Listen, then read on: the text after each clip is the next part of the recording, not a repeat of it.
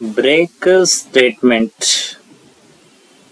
So break statement కి సంబంధించిన example discuss చేద్దాం. యాక్చువల్గా బ్రేక్ దేనిలో వాడతామంటే మనం లూప్స్లో యూజ్ చేస్తాం, ప్లస్ స్విచ్ కేస్లో కూడా యూజ్ చేస్తాం.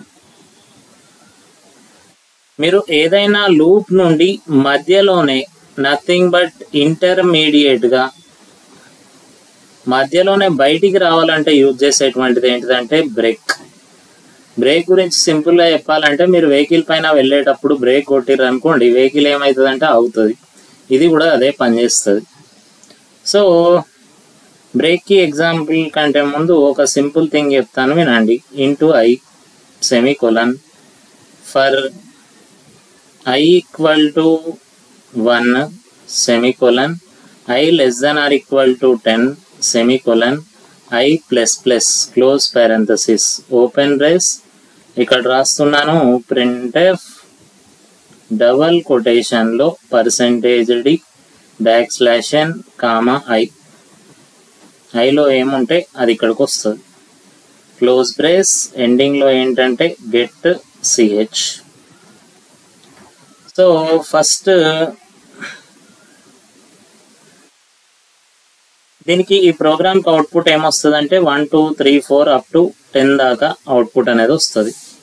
సో ఇట్లా కాకుండా ఈ లూప్ని నేను మధ్యలోనే ఆపాలంటే ఎలా ఆపుతామో చూద్దాం. ఇప్పుడు ఇక్కడ ఫర్ లూప్లో ఈ ఓపెన్ బ్రేస్ క్లోజ్ బ్రేస్ మధ్యలో మనం స్టేట్మెంట్స్ రాస్తాం. దీనిలో ఎన్ని స్టేట్మెంట్లు ఉన్నాయంటే ఒకటే స్టేట్మెంట్ printf. ఇది ఒకటే స్టేట్మెంట్ ఉంది, ఎందుకంటే ఒకటే సెమికోలన్ కనిపిస్తుంది కాబట్టి ఒకటే స్టేట్మెంట్ ఉంది. చెప్పే థింగ్ ఏంటంటే ఈ ఓపెన్ బ్రేస్ క్లోజ్ బ్రేస్లు అవసరం లేదు. ఎప్పుడు అవసరం లేదంటే ఒకటే స్టేట్మెంట్ ఉన్నప్పుడు. ఈ ఫర్ లూప్లో ఇప్పుడు ఒకటే స్టేట్మెంట్ ఉంది కాబట్టి ఓపెన్ బ్రేస్ క్లోజ్ బ్రేస్ అసలు అయితే అవసరం లేదు. మరి ఇంతకుముందు నేను చెప్పిన వీడియోస్లో కూడా ఒకటే స్టేట్మెంట్ ఉన్న ఓపెన్ బ్రేస్ క్లోజ్ బ్రేస్ నేను రాసాను. కాకుంటే ఓపెన్ బ్రేస్ క్లోజ్ బ్రేస్లో ఒకటే స్టేట్మెంట్, అది ఇఫ్ అయినా ఫర్ అయినా ఎల్స్ అయినా స్విచ్ అయినా దేనిలోనైనా ఒకటే స్టేట్మెంట్ ఉన్నప్పుడు ఈ ఓపెన్ బ్రేస్ క్లోజ్ బ్రేస్లు అనేవి అవసరం లేదు. ఇది మనం గుర్తుంచుకోవాల్సింది.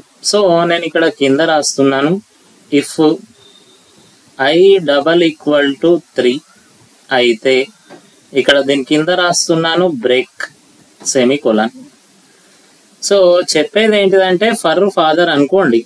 ఈ ఫర్కి చెందిన కొడుకులు ఎవరంటే ఒకరు printf, ఇంకొకరు ఇఫ్. మరి ఇఫ్ వాళ్ళ కొడుకు ఎవరంటే బ్రేక్. అంటే ఫర్కి చెందిన 2 స్టేట్మెంట్లు ఉన్నాయి, ఒకటి printf ఇంకోటి ఇఫ్. కానీ ఇఫ్కి చెందినటువంటి స్టేట్మెంట్ ఏంటిదంటే break. So first control I = 1 I less than or equal to 10 అంటే 1 less than 10 ట్రూ అవుతుంది కాబట్టి ఇక్కడ 1 ప్రింట్ అవుతుంది.